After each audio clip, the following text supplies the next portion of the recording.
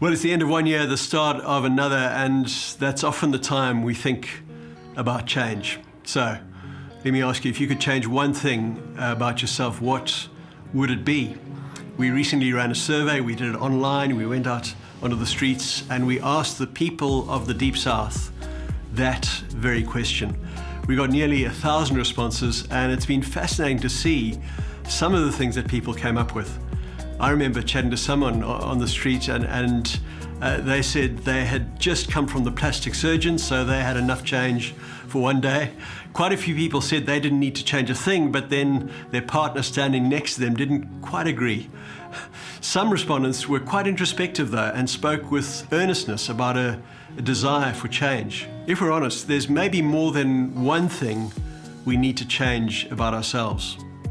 So, we've gathered the most common responses to the survey and used these as the basis for a new teaching series to start off 2024.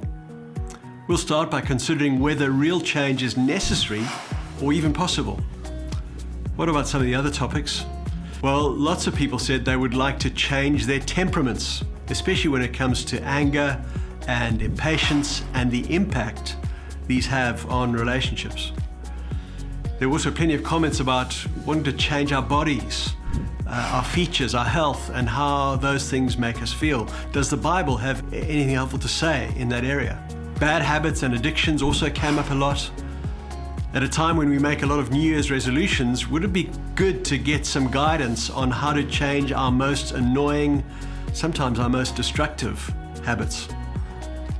Others mentioned things in their past they would like to change, or at least find some help in dealing with their guilt, their regrets. Some of the most common responses were those to do with improving productivity or our tendency to procrastinate so much.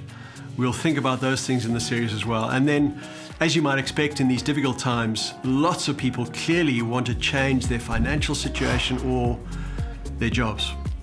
I hope you agree. These are some important topics, probably for all of us. There's that well-known prayer, maybe you've heard of it.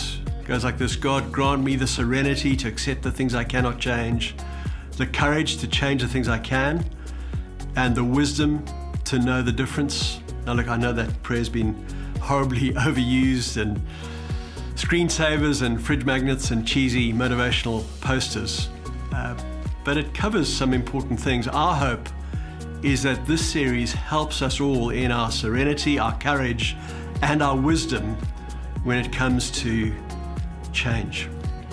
Look forward to seeing you at Gracefields.